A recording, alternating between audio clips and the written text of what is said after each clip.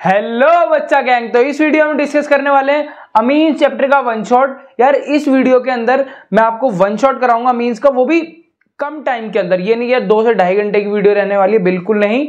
आपकी आधे घंटे से 40 मिनट्स की वीडियो रहने वाली है, जिसके अंदर मैं आपको अमीन्स चैप्टर की नेमिंग रिएक्शन भी कराऊंगा, बेसिक कैरेक्टर भी करवाऊंगा, वन शॉट मतलब उसका कन्वर्जेंस भी आपको मैं कराऊंगा, डाइजोनियम सॉल्ट भी पूरा पढ़ाने वाला हूं, और मैं आपको आयुपैक नेमिंग भी पढ़ाऊंगा। मतलब जो भी आपकी चीजें हैं हम सारी कवर कर रहे होंगे, रीजनिंग से लेके एनसीईआरटी क्वेश्चन तक सारी चीजें कवर करेंगे, लेकिन कम टाइम के अंदर। एग्जाम से पहले प्रिपरेशन कर रहे हो तो ये वीडियो आपके लिए बहुत ही हेल्पफुल रहने वाली है। तो यार बिल्कुल टाइम वेस्ट ना करते हुए स्टार्ट करते हैं।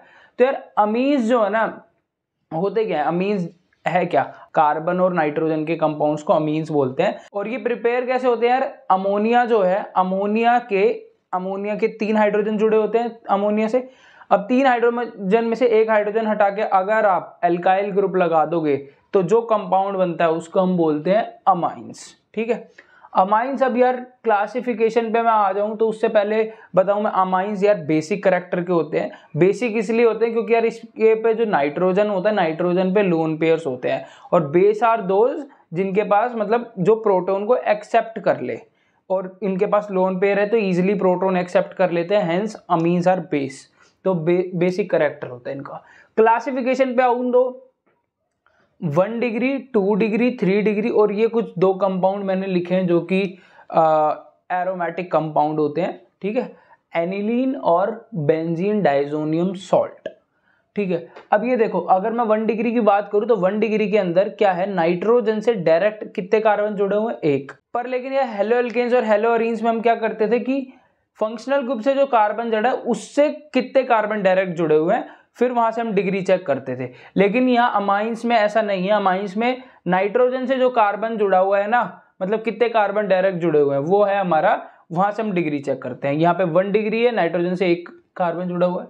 अब यहाँ पे देखो, नाइट्रोजन से डायरेक्ट 2 कार्बन जुड़े हैं तो 2 डिग्री, 3 जुड़े हुए हैं तो 3 degree. 1 degree, 2 degree, 3 degree amines मैंने आपको बता दिया।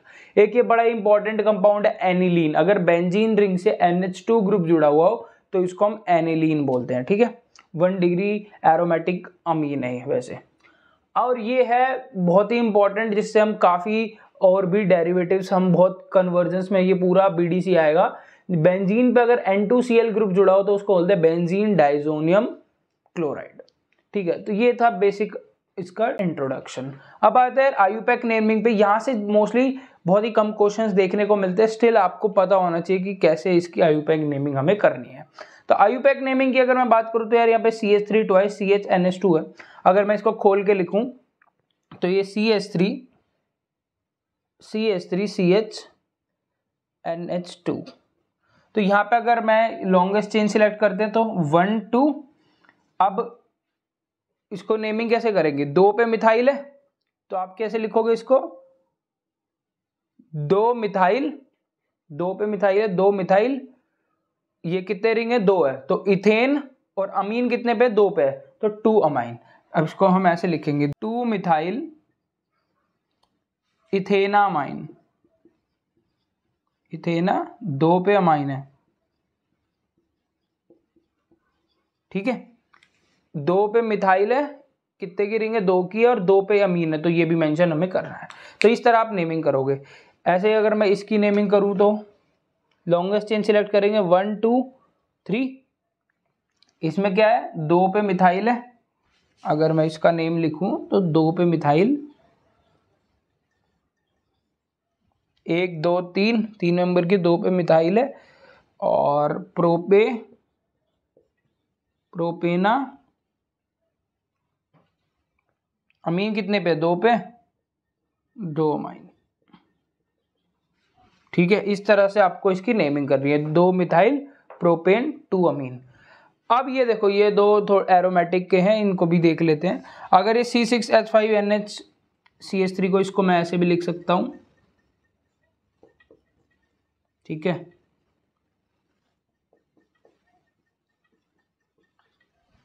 तो अब ये बहुत आसान हो गया इसको नेमिंग करना। अब ये देखो, मिथाइल किस पे जुड़ा हुआ है, N पे, तो N मिथाइल बेंजामीन, इसको हम बेंजामीन के नाम से जानते हैं। तो N मिथाइल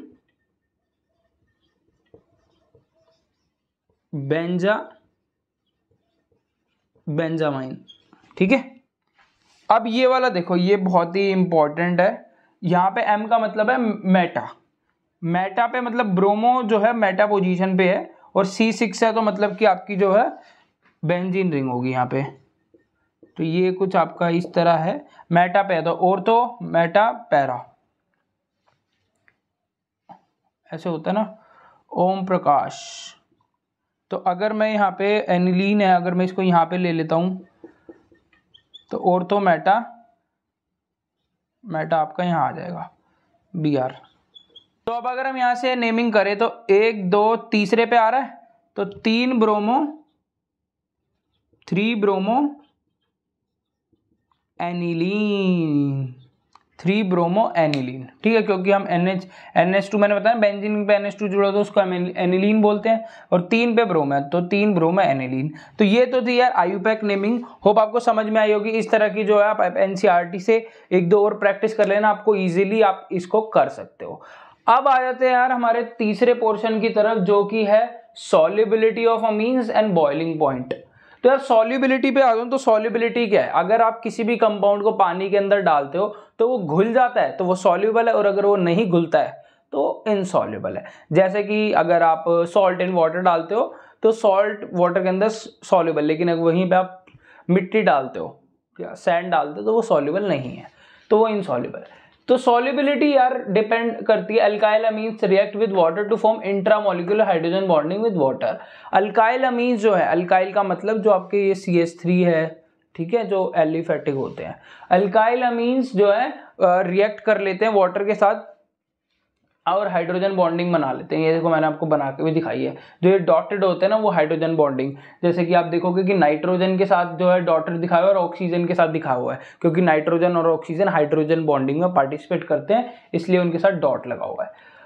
अब जो यार रेट है ना, सॉल्युबल तो है ये वाटर में, क्योंकि हाइड्रोजन बॉन्डिंग बनाते हैं तो सॉल्युबल है। तो जो रेट है वो है 1 डिग्री 2 डिग्री 3 डिग्री। ऐसा क्यों?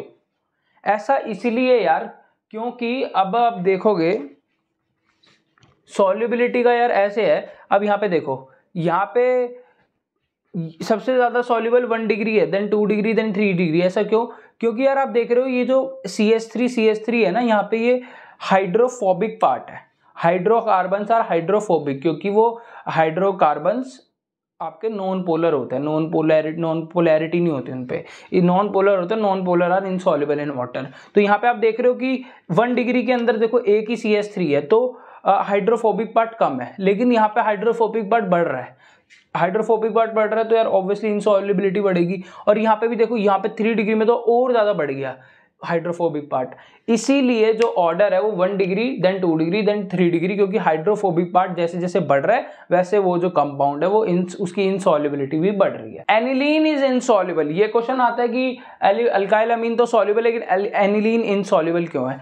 एनिलीन इसलिए इनसॉल्युबल है यार, ये देखो हाइड्रोफोबिक पार्ट कितना बड़ा है, पूरी बेंजीन रिंग है यार, ये पूरा हाइड्रोफोबिक पार्ट है, हाइड्रोकार्बन। तो हाइड्रोफोबिक पार्ट जितना बड़ा होगा तो उतनी जो है इनसॉल्युबिलिटी बढ़ेगी। इसीलिए जो है एनिलीन इनसॉल्युबल है, क्योंकि हाइड्रोफोबिक पार्ट बहुत बड़ा है, लार्ज है इसमें। वेरएज यहाँ पे 1 डिग्री जो हमारा अल्काइल अमीन है उसमें हाइड्रोफोबिक पार्ट कम है तो वो सॉल्युबल होता है। तो ये था सॉल्युबिलिटी का। अब आता है बॉइलिंग पॉइंट पे। तो बॉइलिंग पॉइंट क्या है? Amines have higher boiling point than corresponding hydrocarbon because of hydrogen bonding. यार ये हमने 11th से केमिकल बॉन्डिंग में पढ़ते आ रहे हैं कि जो हाइड्रोजन बॉन्डिंग है उसका एक फैक्टर ये भी है कि वो बॉइलिंग पॉइंट जो है कंपाउंड का इंक्रीज कर देता है। तो हम यहाँ देख रहे हैं कि अमीन्स जो है उसमें हाइड्रोजन बॉन्डिंग होती है, क्योंकि उसमें नाइट्रोजन होता है, नाइट्रोजन हाइड्रोजन बॉन्डिंग में पार्टिसिपेट करता है, इसलिए जो अमीन्स है वो कॉरस्पॉन्डिंग हाइड्रोकार्बन से उनका बॉइलिंग पॉइंट ज्यादा होता है, और ऑर्डर होता है 1 डिग्री 2 डिग्री 3 डिग्री। ऐसा क्यों? ऐसा इसलिए यार, यहाँ पे देखो 1 डिग्री के अंदर देखो कितने नाइट्रोजन से हाइड्रोजन जुड़े हुए हैं, 2। यहाँ पे आप देखो हाइड्रोजन कितने जुड़े हुए हैं, 1। और यहाँ पे आप देखोगे एक भी हाइड्रोजन नहीं जुड़ा हुआ है। और hydrogen bonding is directly proportional to the number of hydrogen atom attached to nitrogen, oxygen and fluorine. तो यहाँ पे नाइट्रोजन से 2 जुड़े हुए हैं तो अच्छी खासी हाइड्रोजन बॉन्डिंग हो रही है, इसलिए इसका सबसे ज्यादा बॉइलिंग पॉइंट। यहाँ पे एक ही हाइड्रोजन बॉन्डिंग कम हो रही है तो इसका इससे कम कंपैरेटिवली। और यहाँ पे एक भी हाइड्रोजन नहीं है तो यहाँ पे ऑलमोस्ट हाइड्रोजन बॉन्डिंग नहीं है, और इसका सबसे कम बॉइलिंग पॉइंट होता है। अब आए थे लास्ट पोर्शन की तरफ हमारे इसके, अमोनोलाइसिस। अमोनोलाइसिस यार क्या है? अमोनोलाइसिस में हम क्या करते हैं, हम यहाँ पे रिएक्शन कराते हैं अल्काइल अमीन की, या फिर एराइल अमीन भी हो सकता है, उसकी हम रिएक्शन कराते हैं किसके साथ? RX के साथ। RX क्या है हमारा? अल्काइल हलाइड है। और अल्काइल हलाइड के साथ हम तब तक रिएक्शन कराते हैं जब तक ये पूरा की पूरा जो है हमारे हाइड्रोजन जो है पूरे की पूरे खत्म नहीं हो जाते, तब तक हम रिएक्शन करा रहे हैं। ये देखो एक्सेस में डाल रखा है, अगर एक्सेस में डाल रखा है तब की बात है। ये हमने 1 डिग्री एनिलीन अमीन लिया, उसके अंदर हमने RX डाला, तो यहाँ से क्या है, नाइट्रोजन के पास है लोन पेयर, नाइट्रोजन के लोन पेयर से अटैक करेंगे R पे, और ये लिविंग ग्रुप है तो ये यहाँ हाइड्रोजन लेके निकल जाएगा एज HX। यहाँ पे 2 डिग्री बन गया। अब अगर यहाँ पे आपको दोबारा RX नहीं दिया हुआ, अगर गिवन नहीं है कि RX एक्सेस में, तो ये रिएक्शन यहीं तक रुक जाएगी। लेकिन अगर मेंशन है कि RX एक्सेस में है, तो RX एक्सेस में है तो यहाँ पे दोबारा रिएक्शन होगी 2 डिग्री पे, दोबारा नाइट्रोजन के लोन पेयर से अटैक करेंगे R पे, यहाँ से HX निकलेगा, 3 डिग्री अमीन बन जाएगा। अब तो कोई भी हाइड्रोजन नहीं है, अब क्या होगा, अब यार सॉल्ट बन जाएगा। अब क्या है, नाइट्रोजन के जो लोन पेयर से अटैक करेंगे R पे, और R4N+ और X नेगेटिव, आपके पास क्वाटरनरी अमोनियम सॉल्ट प्रिपेयर हो जाएगा। इसको बोलते हैं हम एग्जॉस्टिक अल्काइलेशन, मतलब जब तक अल्काइलेशन करा है, जब तक कि पूरे हमारे जो हाइड्रोजन मतलब लास्ट सॉल्ट नहीं बन गया जब तक क्वाटरनरी, तब तक हमने यहाँ पे क्या करा है, अल्काइलेशन करा है। अब ये वाला मेथड बोला जाता है कि क्वेश्चन आता है why ammonolysis is not a good method to prepare, हमारा कोई भी आपका अल्काइल अमीन है या फिर कोई भी अराइल अमीन है, उसको प्रिपेयर करने के लिए गुड मेथड नहीं है। क्यों नहीं है? ये इसलिए नहीं है क्योंकि यार यहाँ पे आपको मिक्सचर मिल रहा है 1 डिग्री 2 डिग्री 3 डिग्री, यहाँ पे क्वाटरनरी सॉल्ट भी मिल रहा है। अगर आपको एक पर्टिकुलर टाइप का अमीन बनाना है तो उसके लिए यार आपके लिए गुड मेथड नहीं होगा, क्योंकि मिक्सचर आपको प्रिपेयर करना पड़ रहा है। और अगर आपको स्पेसिफिक टाइप का 1 डिग्री बनाना है तो उसके लिए अलग मेथड्स जो है ज़्यादा बेनिफिशियल होंगे, क्योंकि यहाँ पे आपको मिक्सचर ऑफ प्रोडक्ट्स देखने को मिलते हैं। आप लिखोगे रीजन, आपको नोट्स में भी मिल जाएगा। तो यार अब हम चलेंगे अपनी नेक्स्ट स्लाइड की तरफ। तो चलिए अब डिस्कस करते हैं अमीन्स के बेसिक कैरेक्टर के बारे में।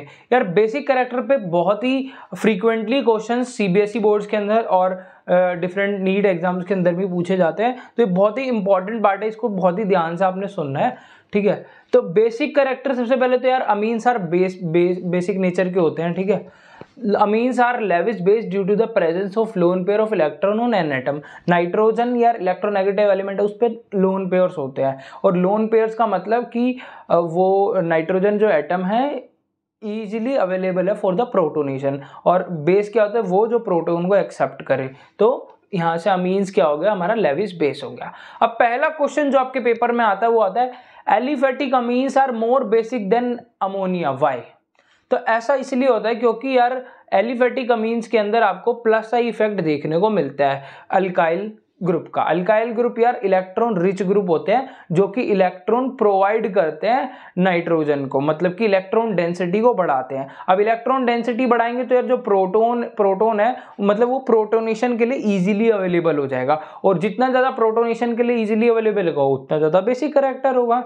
इसीलिए जो आपका अल्काइल एलिफेटिक अमीन्स है वो ज़्यादा बेसिक होते हैं। जैसे कि आप देखो यहाँ पे ये इलेक्ट्रॉन प्रोवाइड करते हैं, इलेक्ट्रॉन डेंसिटी बढ़ाता है नाइट्रोजन पे, और जितनी ज़्यादा इलेक्ट्रॉन डेंसिटी होगी उतना इजीली प्रोटोनेशन के लिए अवेलेबल होगा नाइट्रोजन।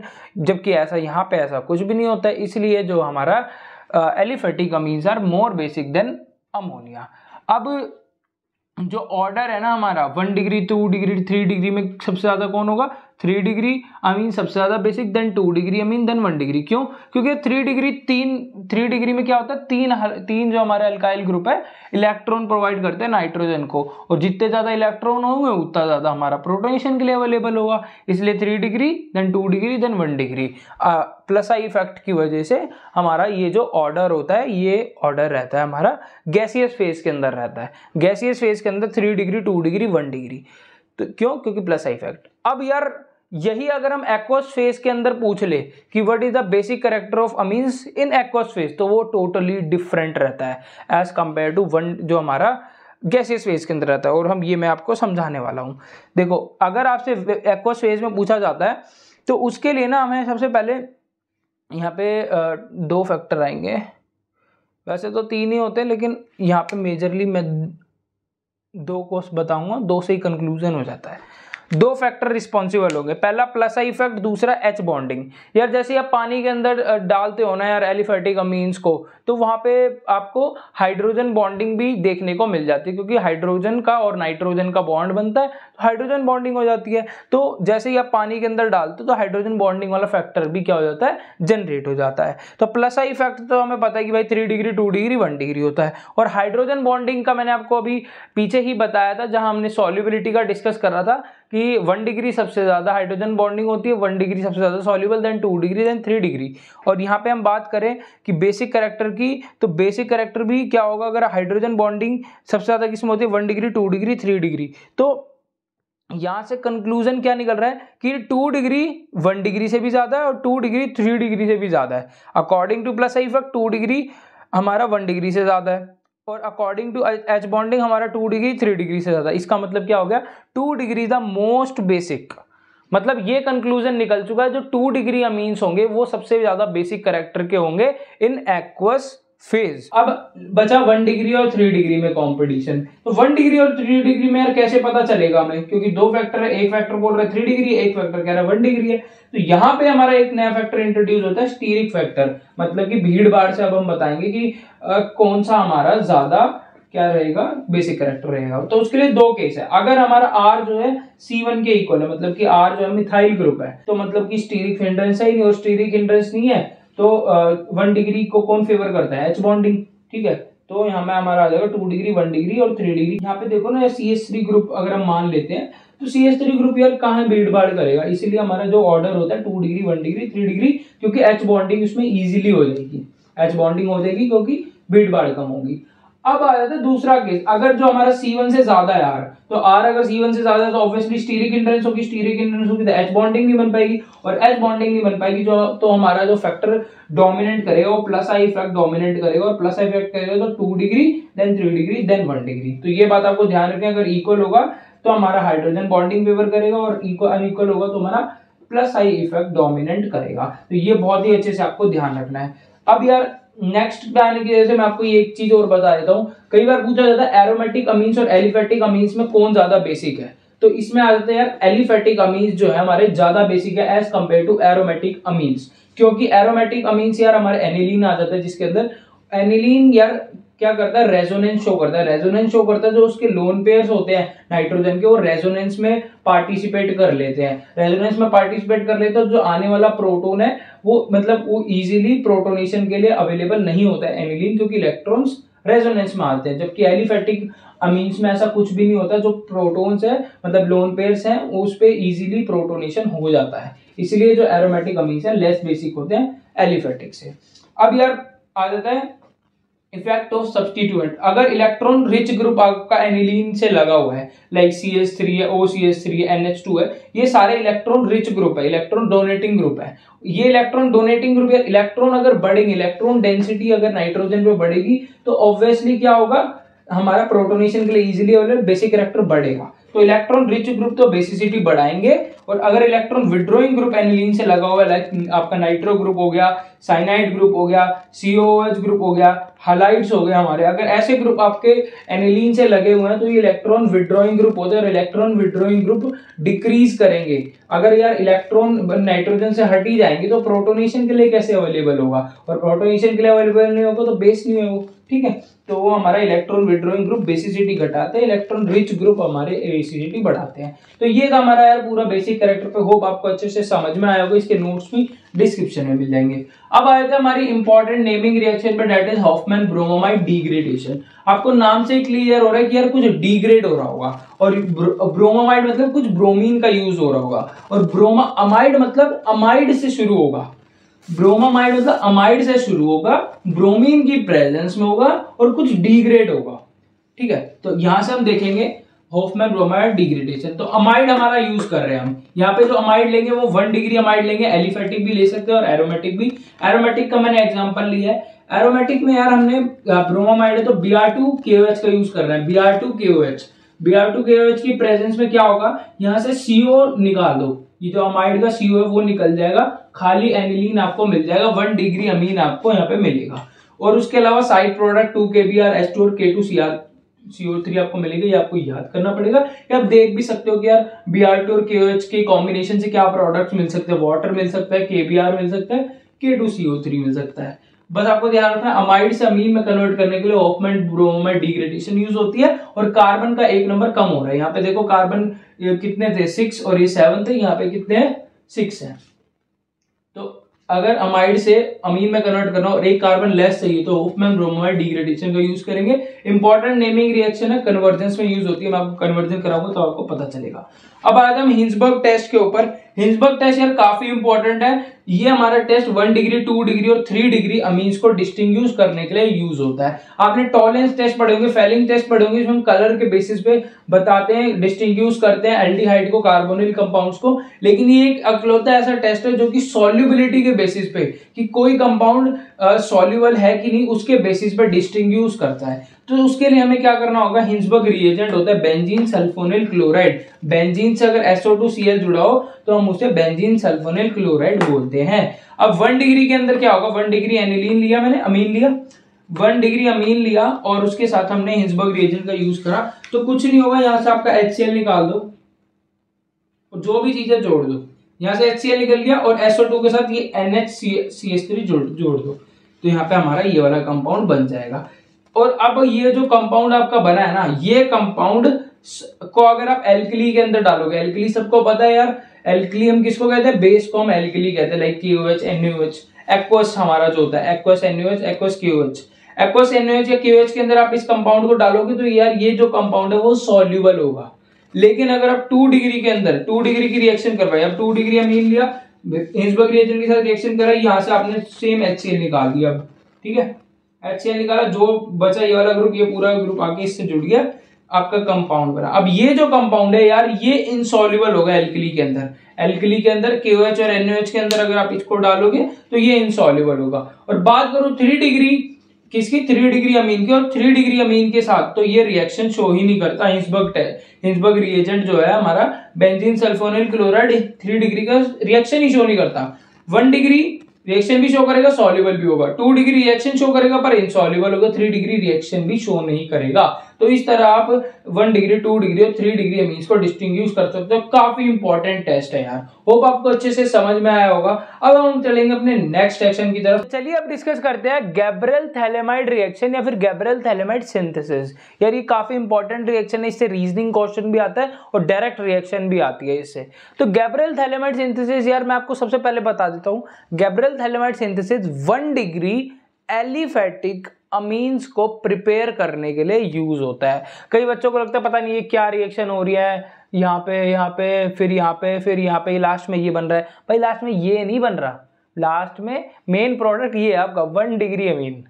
ठीक है, तो Gabriel phthalimide reaction 1 degree aliphatic amines को प्रिपेयर करने के लिए यूज होती है। ठीक है, अभी मैं अब मैंने यहाँ पे 2 बातें बोली है, 1 डिग्री अमीन्स को प्रिपेयर करने के लिए यूज होती है, दूसरा 1 डिग्री एलिफेटिक अमीन्स को, मतलब कि एरोमेटिक को ये बनाने के लिए नहीं यूज होती, ना ही 2 डिग्री और 3 डिग्री अमीन्स को बनाने के लिए नहीं यूज होती। ये दोनों रीजन मैं आपको रिएक्शन करने के बाद बताऊंगा।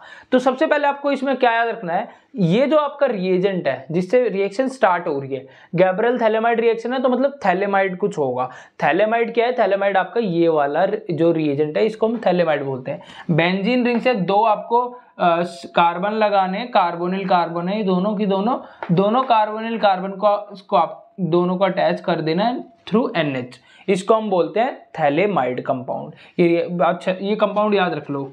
उसके बाद आपको क्या करना है, फर्स्ट स्टेप के अंदर आपको अल्कोहलिक KOH डालना है। कुछ नहीं करना प्रोडक्ट बनाने के लिए, यहाँ से हाइड्रोजन निकालो, यहाँ से OH निकालो, अपने को क्या पानी निकालने का, तो यहाँ से H यहाँ से OH निकाला, जो भी बचा कनेक्ट कर दिया, के यहाँ पे आके जुड़ गया। ये आपकी न्यूक्लियोफिलिक सब्स्टिट्यूशन रिएक्शन है। यहाँ पे बस देखो वाटर निकल गया, ये के आपका N के साथ आके जुड़ गया, ये आपका रिएक्शन में जो प्रोडक्ट बना है। अब ये देखो, अब हम नेक्स्ट में क्या कर रहे हैं, अल्काइल हैलाइड से रिएक्शन करा रहे हैं। किससे, अल्काइल हैलाइड।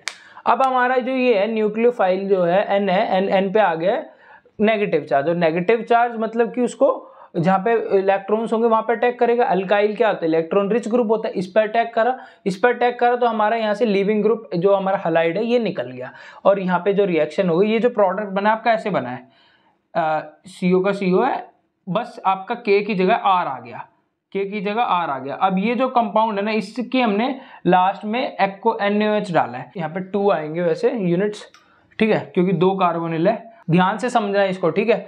ONA ने अटैक करा है किस पे, कार्बोनिल्स पे, ये नेगेटिव चार्ज है, कार्बोनिल्स पे अटैक करा है, तो यहाँ से दोनों कार्बोनिल्स पे अटैक करा है, तो दोनों कार्बोनिल पे ONA पॉजिटिव आके जुड़ गया, और ये जो हाइड्रोजन है, ये हाइड्रोजन ये नाइट्रोजन को मिल गए, तो यहाँ पे आपका RNH2 1 डिग्री अमीन आपको एज अ फाइनल प्रोडक्ट मिल गया।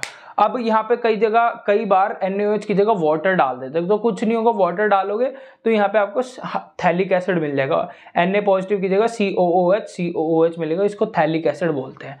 तो आपका मेन प्रोडक्ट ये है, साइड प्रोडक्ट ये है, तो ध्यान रखना है गैब्रियल थैलेमाइड में मेन प्रोडक्ट 1 डिग्री अमीन होता है और साइड प्रोडक्ट थैलिक एसिड होता है।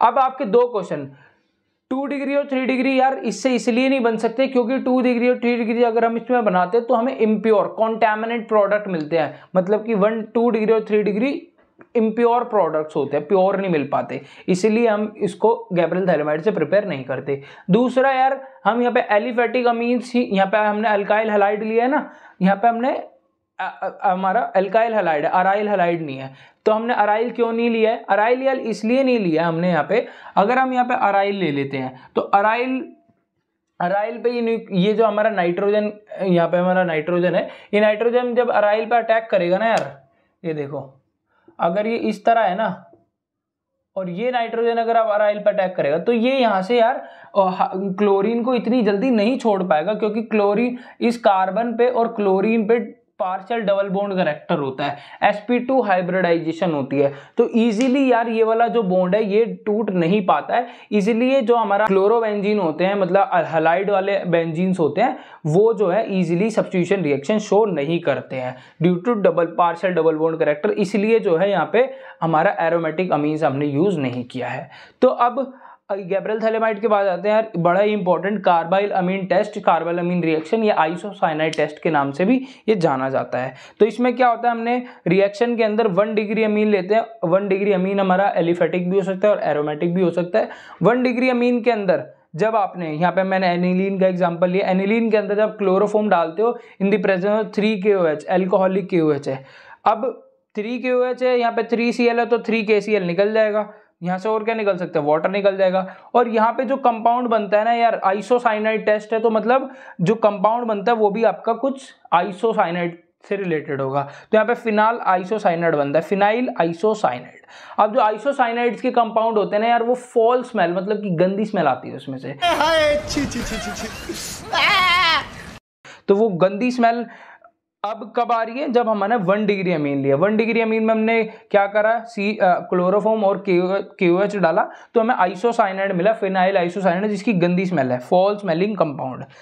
लेकिन अब जब हम 2 डिग्री 3 डिग्री अमीन्स के अंदर क्या कर रहे हैं, क्लोरोफॉर्म प्लस 3 KOH डाल रहे हैं, तो हमें कोई ऐसी फॉल स्मेल नहीं प्रोड्यूस हो रही है। तो इससे आप डिस्टिंग्विश कर सकते हो कि 1 डिग्री के अंदर फॉल स्मेलिंग कंपाउंड प्रोड्यूस होते हैं, जबकि 2 डिग्री में नहीं होता है। लेकिन अगर आप 3 डिग्री और 1 डिग्री बोलते हैं तो 3 डिग्री में नहीं होता है, 1 डिग्री में होता है। तो इस तरह से आप डिस्टिंग्विश कर सकते हो, आपको अच्छे से समझ में आया होगा।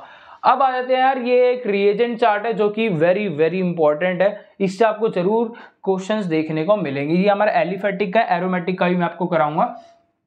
देखो रिएजेंट क्या है, यहाँ पे सबसे पहले मैंने क्या लिया है, यहाँ पे मैंने अल्काइल अमीन लिया है, वो भी 1 डिग्री अल्काइल अमीन। अब अल्काइल अमीन के अंदर यार मैंने क्या डाला, HNO2 की जगह कई बार NaNO2 प्लस HCl लिखा होता है, तो कंफ्यूज नहीं होना, दोनों एक ही बात है, ठीक है, दोनों एक ही बात है।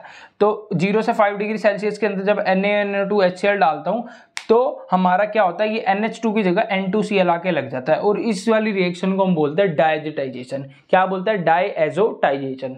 ये हमारा जो कंपाउंड बना इसको हम बोलते हैं, ये हमारा बेंजीन डाइजोनियम क्लोराइड, मैंने आपको बताया था ना, यहाँ पे बेंजीन नहीं आता, लेकिन ये भी आपका डाइजोनियम का ही सॉल्ट है, ठीक है। जब हम इसके अंदर इस डाइजोनियम सॉल्ट को ना, ये बहुत ही ज़्यादा रिएक्टिव होता है, तो डाइजोनियम सॉल्ट के अंदर पानी भी डालूंगा ना तो भी ये वाला जो N2Cl है ये निकल जाएगा, और यहाँ पे आपको अल्कोहल मिल जाएगा। तो ये रिएक्शन है, बहुत ही ईजी है यार, आपको टफ नहीं समझना है इसको, काफ़ी ईजी है, कुछ नहीं करना है। इसमें ये डालोगे तो N2Cl, इसमें पानी डालोगे तो OH आके लग जाएगा।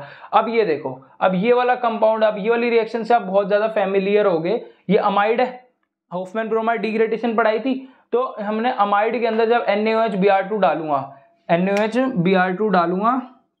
या फिर NaOBr भी कई बार लिखा आता है, NaOH की जगह KOH भी लिखा हो सकता है। तो अगर आप इस तरह का डालोगे तो क्या ब्रोमाइड डिग्रेडेशन CO हट जाएगा, RNS2 1 डिग्री अमीन आपको मिल जाएगा। अब हम आ जाते हैं यार, हमने ये डिस्कस कर लिया, अब आ जाते हैं हम इसके ऊपर। ये रिएक्शन काफी इंपॉर्टेंट है यार। ये हमारा होता है यार, क्या होता है, नाइट्रो एल्केन है। ये क्या है, नाइट्रो एल्केन, NO2 को नाइट्रो बोलते हैं। अब इसका जब रिडक्शन करोगे या फिर FeSCl डालो, SnHCl डालो, या फिर हम H2PT की प्रेजेंस में भी अगर आप इसकी रिएक्शन कराओगे तो कुछ नहीं होगा, यहाँ पे O2 की जगह H2 आके लग जाएगा, O2 की जगह H2 आके लग गया और हमारा अमीन बन गया, नाइट्रो एल्केन टू हमारा अल्काइल अमीन। ठीक है, ये रिएक्शन आपको अच्छे से याद रखनी है। अब क्या हुआ, ये वाली रिएक्शन हमने कर ली। अब जैसे मैंने आपको अल्काइल हैलाइड वो पढ़ाया था, हेलोएल्केन्स हेलोरीन्स का वन शॉट, वो वीडियो आप देखोगे तो उसमें पता चलेगा। ये वाली जो रिएक्शन है हम क्या करते हैं, अगर हम अल्काइल आयोडाइड के अंदर AgNO2 डालते तो I की जगह NO2 आपका आके लग जाता है। अब आ जाते हैं यार RCN पे। RCN के अंदर यार जब आप रिडक्शन करोगे H2 निकल और अल्कोहल डालोगे तो आपको अल्काइल अमीन देखने को मिल जाएगा। और यहाँ से दो चीज आपको बहुत ही अच्छे से ध्यान रखनी है। RCN का जब आप हाइड्रोलिसिस करोगे, अब हाइड्रोलिसिस दो तरह से हो सकता है, एक तो पार्शियल हाइड्रोलिसिस, एक फुली हाइड्रोलिसिस। अगर आप पार्शियल हाइड्रोलिसिस करते हो तो पार्शियल हाइड्रोलिसिस में आपका बनता है अमाइड। ठीक है, पार्शियल हाइड्रोलिसिस में बनेगा अमाइड, और फुली हाइड्रोलिसिस या फिर खाली हाइड्रोलिसिस भी लिखा होता है तो उसमें आपका बनेगा एसिड। और अगर हमें एसिड से अमाइड तक जाना है तो आप अमोनिया के साथ इसको हीट कर दोगे एसिड को, तो आपको अमाइड मिल जाएगा। तो अमाइड से आप एसिड से अमाइड तक जा सकते हो, RCN से अमाइड तक जा सकते हो, अमाइड और RCN से हम एसिड तक भी आ सकते हैं। तो होप आपको यार ये सारी रिएक्शन अच्छे से समझ में आई होगी, आपको इसको अच्छे से याद भी रखना है, आपको नोट्स के अंदर भी मिल जाएगा। तो चलिए अब डिस्कस करते हैं हमारा लास्ट सेक्शन, जिसके अंदर हम डिस्कस करेंगे इलेक्ट्रोफिलिक सब्स्टिट्यूशन रिएक्शन एनिलीन की। यार इलेक्ट्रोफिलिक सब्स्टिट्यूशन रिएक्शन फिनोल की या फिर अगर आप क्लोरोबेंजीन की तो आप इजीली कर लेते होगे, लेकिन इसके अंदर बहुत सारे एक्सेप्शंस हैं और इससे आपको एक क्वेश्चन जरूर देखने को मिलता है, वो कन्वर्जन पे हो या रीजनिंग क्वेश्चन हो या फिर आपका डायरेक्ट ब्रोमिनेशन से रिलेटेड क्वेश्चन हो। तो ये आपको बहुत ही अच्छे से यार, मैं जो भी चीजें बताने वाला हूँ बहुत ही अच्छे से आपने समझनी है। तो यार ब्रोमिनेशन ऑफ एनिलीन से स्टार्ट करते हैं, इलेक्ट्रोफिलिक सब्स्टिट्यूशन रिएक्शन ऑब्वियसली। अब ब्रोमिनेशन, एनिलीन क्या होता है, बेंजीन पे NH2 ग्रुप लगाओ तो एनिलीन है। उसके अंदर जब मैं Br2 पानी डालता हूँ, 3Br2 प्लस वाटर डालता हूँ, तो मेरे को यार अब क्या है, एनिलीन जो होता है ना एक स्ट्रॉन्ग एक्टिवेटिंग ग्रुप है, मतलब कि इतना स्ट्रॉन्ग एक्टिवेटिंग है कि जो ये Br है ना, इस Br को एक्टिवेटिंग ग्रुप होते हैं जो अपने ऑर्थो पैरा डायरेक्टिंग मतलब ऑर्थो और पैरा डायरेक्टिंग को, ऑर्थो और पैरा पोजीशन को बहुत एक्टिव कर देते हैं। तो मतलब वहां पे इजीली इलेक्ट्रोफाइल आके लग सकता है। तो ये क्या कर रहे हैं, मतलब न्यूक्लियोफाइल आके लग सकता है। तो ये यहाँ पे इतना ज्यादा एक्टिवेटिंग है कि इसने Br जो इलेक्ट्रोफाइल है उसको तीनों पोजीशन पे बुला लिया, ऑर्थो पैरा पे भी आ गया। तो यहाँ पे जो हमारा ये तीनों पोजीशन पे इसलिए आया है क्योंकि हमारा NH2 है, स्ट्रॉन्ग एक्टिवेटिंग ग्रुप है, ऑर्थो पैरा को हाईली एक्टिवेट कर देता है, इसलिए हमारा तीनों पोजीशन पे आके लग गया। इसको हम बोलते हैं 2,4,6 ट्राइब्रोमो एनिलीन। आपको ये कन्वर्जन भी आ जाता है कि एनिलीन टू 2,4,6 ट्राइब्रोमो एनिलीन में कन्वर्ट करो। ठीक है, और ये एक टेस्ट भी है, ये जो कलर होता है ना इसका व्हाइट PPT कलर होता है। तो एनिलीन को आप एलिफेटिक से कंपेयर कर सकते हो। एलिफेटिक में जब आप डालते हो तो आपको व्हाइट PPT नहीं मिलती, लेकिन एनिलीन में जब Br2 पानी डालते हो तो व्हाइट PPT मिलती है। अब यार अब यहाँ पे हमने ऐसा ब्रोमिनेशन करने पे तो हमें तो तीनों जगह पे ब्रोमीन मिल गया, लेकिन अगर मेरे को मोनो सब्स्टिट्यूटेड बनाना हो तो मैं कैसे बनाऊंगा। तो मोनो सब्स्टिट्यूटेड बनाने के लिए यार हम करते हैं, क्या करते हैं, प्रोटेक्टिंग ग्रुप्स का यूज करते हैं। प्रोटेक्टिंग ग्रुप्स क्या होते हैं यार, प्रोटेक्टिंग ग्रुप्स वो होते हैं वो एक बार तो इसको सेव कर देंगे, NH2 को मतलब NH2 को कवर कर देंगे और दूसरी मतलब और पोजीशन पे रिएक्शन हो जाएगी इजीली।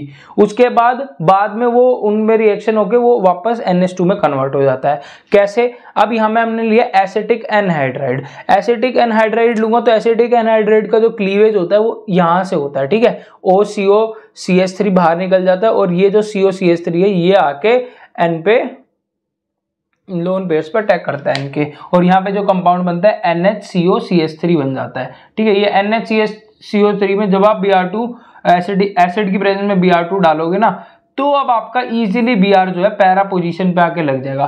पैरा पे क्यों लगा, क्योंकि पैरा पे यार स्टीरिक हिंड्रेंस कम होता है इसलिए पैरा पे लगा है, तो पैरा पोजीशन पे आके लग गया। अब कुछ नहीं करना, इस वाले कंपाउंड में या तो आप एसिडिक मीडियम या तो बेसिक कोई कंपाउंड डालो, जैसे आप ऐसा करोगे ये NHCOCH3 दोबारा की जगह NH2 में कन्वर्ट हो जाएगा। तो हमें देखो अब मोनो सब्स्टिट्यूटेड हमारा ब्रोमीन मिल गया, जिसको बोलते हैं 4 ब्रोमो एनिलीन। आपसे क्वेश्चन आ सकता है कि एनिलीन से 4 ब्रोमो एनिलीन में कन्वर्ट करो, तो आपको ये आना चाहिए। सबसे पहले आप एसिटिक एनहाइड्राइड का यूज करोगे, NHCOCH3 बनेगा, फिर रिएक्शन कराओगे Br2 की, फिर आपको 4th पोजीशन में मिल जाएगा, फिर दोबारा एसिड या बेस डाल दोगे मीडियम, तो आपको 4 ब्रोमो एनिलीन मिल जाएगा।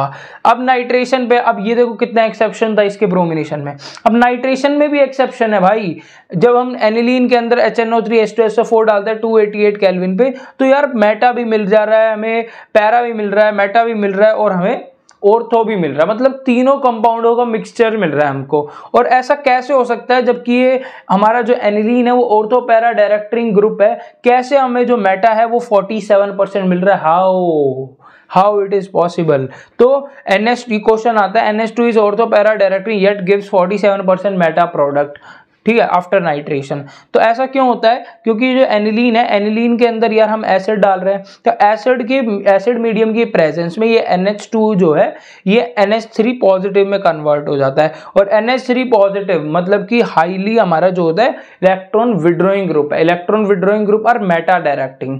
तो ये एसिड की प्रेजेंस में NH3 पॉजिटिव में चले जाता है, वो इलेक्ट्रॉन विड्रॉइंग ग्रुप और वो मेटा डायरेक्टिंग होता है, इसलिए मेटा हमें 47% यहाँ पे देखने को मिलता है। इसका प्रॉपर मैंने रीजन नोट्स के अंदर दे रखा है, वहां से जरूर चेक करना। और अगर आपको बोल दे कि मोनो सब्स्टिट्यूटेड आपको मोनो सब्स्टिट्यूटेड क्या बनाना है, आपको नाइट्रेशन के प्रोडक्ट बनाने, जैसे आपने यहाँ पे क्या बनाया 4 ब्रोमो एनिलीन बनाया, ऐसे आपको 4 नाइट्रो एनिलीन बनाना है, तो कैसे बनाओगे? Same to same procedure. ये आपको सबसे पहले आपने ये वाला कंपाउंड बनाया, इसके बाद बस आपने ये चीज, ये जो है ना, आपने इस वाले प्रोसेस के बाद डालना है HNO3H2SO4, आपको चौथी पोजीशन में मिल जाएगा, फिर दोबारा ये कर देना है, आपको 4 नाइट्रो क्या मिल जाएगा, 4 नाइट्रो एनिलीन मिल जाएगा। तो ये था नाइट्रेशन। अब देखते हैं यार सल्फोनेशन ऑफ एनिलीन। यार यहाँ पे भी एक्सेप्शन देखने को मिलता है। एनिलीन के अंदर H2SO4 डालोगे तो यार क्या होता है, यहाँ पे NH3 हमारा क्या होगा, यहाँ पे यहाँ पे जो H2SO4 है ना हमारा, H पॉजिटिव और HSO4 नेगेटिव ऐसे निकल जाएगा। H पॉजिटिव आपका NH2 पे आ जाएगा, ठीक है, NH3 पे, और जो हमारा HSO4 है ये इसी के साथ आके लग जाएगा। लेकिन जैसे हम इसको टेम्परेचर देंगे तो HSO4 निकल जाएगा, मतलब H2SO4 निकल जाएगा और हमें क्या मिल जाएगा, SO3 पे, SO3 4th पैरा पोजीशन पे हमें SO3H मिल जाएगा। मतलब आप इस टेम्परेचर को यहाँ भी लिख सकते हो नीचे, और डायरेक्ट आप पैरा पोजीशन पे SO3H भी लगा सकते हो। इस कंपाउंड को बोलते हैं सल्फोनिलिक एसिड। लेकिन यार मेन बात ये है कि सल्फोनिलिक एसिड जो है ट्रांजिशन इक्विलिब्रियम में रहता है, किसके साथ, इसके साथ। यहाँ पे आपका जो H पॉजिटिव है ना, यहाँ पे H जो है कभी यहाँ पे NH2 पे जाता है और कभी SO3 पे आ जाता है, इसलिए हमारा यहाँ पे डाई, ये होता कब है, जब हम एक्वस सॉल्यूशन के अंदर इसको डालते हैं। तो जब किसी फंक्शनल ग्रुप पे पॉजिटिव चार्ज भी और नेगेटिव चार्ज भी हो इक्वल और अमाउंट के अंदर, तो उसको हम बोलते हैं ज्विटर आयन, इसको हम डाईपोलर आयन के नाम से भी जानते हैं। तो हम पूछा जाए कि in which electrophilic substitution reaction of aniline zwitter ion is formed, तो आप लिख दोगे वहां पे सल्फोनेशन, और ये रिएक्शन आपको आनी चाहिए। अब यार क्वेश्चन आता है why aniline is not undergo Friedel-Crafts reaction. Friedel-Crafts reaction के अंदर एनिलीन क्यों नहीं जाता? यार एनिलीन जैसा कि हमने पढ़ा था लेविस बेस है, और फ्रीडल-क्राफ्ट रिएक्शन के अंदर Lewis acid AlCl3 FeCl3 use करते हैं। तो एसिड जब बेस के साथ रिएक्शन करेगा तो सॉल्ट बनाएगा, और यहाँ पे देखो यार इस सॉल्ट पे पॉजिटिव चार्ज आ गया नाइट्रोजन पे, जिसकी वजह से ये एक स्ट्रॉन्ग डीएक्टिवेटिंग ग्रुप की तरह ऐसा काम करता है, डीएक्टिवेटिंग ग्रुप की तरह काम करता है, इसीलिए ये जो है अंडरगो सब्स्टिट्यूशन रिएक्शन मतलब फ्रीडल-क्राफ्ट रिएक्शन के अंदर नहीं जाता है, सॉल्ट फॉर्मेशन होती है, और वो पॉजिटिव चार्ज आने की वजह से ये जो रिंग है ये पूरी डीएक्टिवेटिंग ग्रुप की तरह, मतलब डीएक्टिवेट हो जाती है इस पॉजिटिव चार्ज के कारण, इसीलिए हमारा जो ये फ्रीडल-क्राफ्ट के अंदर पार्टिसिपेट नहीं कर पाता, रिएक्शन नहीं शो कर पाता। होप यार आपको ये जो हमारा फन शॉट है आपको समझ में आया होगा। अब यार रह जाता है एनिलीन का कन्वर्जन, कि भाई एनिलीन से साइनोबेंजीन बनाओ, एनिलीन से बेंजीन बनाओ, एनिलीन से फिनोल बनाओ, एनिलीन से बेंजीन डाइजोनियम क्लोराइड बनाओ। इस तरह की तमाम रिएक्शंस हैं यार जो आपको अच्छे से आनी चाहिए। उसके लिए यार मैंने एक डेडिकेटेड वीडियो बना रखी है जो कि मेरे चैनल की मोस्ट पॉपुलर वीडियो भी है, और वो आपको देखनी चाहिए यार। वो 7 से 8 मिनट की वीडियो है, और उसमें काफी चीजें, मतलब नेमिंग रिएक्शन भी उस चार्ट के अंदर कवर्ड है, पूरी चार्ट है उसके अंदर, वो नेमिंग रिएक्शन भी कवर्ड है, डिफरेंट कन्वर्जन्स भी कवर्ड है, बेंजीन डाइसोनियम क्लोराइड की भी सारी रिएक्शन कवर्ड है। तो वो आपके लिए मस्ट वॉच है, आई बटन में भी मिल जाएगी और वरना पॉपुलर वीडियोस में जाके भी चेकआउट कर सकते हो। होप यार आपको ये वीडियो पसंद आई होगी। इसी तरह की वीडियोस देखना चाहते हो तो मेरी प्लेलिस्ट जाके जरूर चेक करना। तो मिलते हैं नेक्स्ट वीडियो में, तब तक के लिए ऑल द वेरी बेस्ट।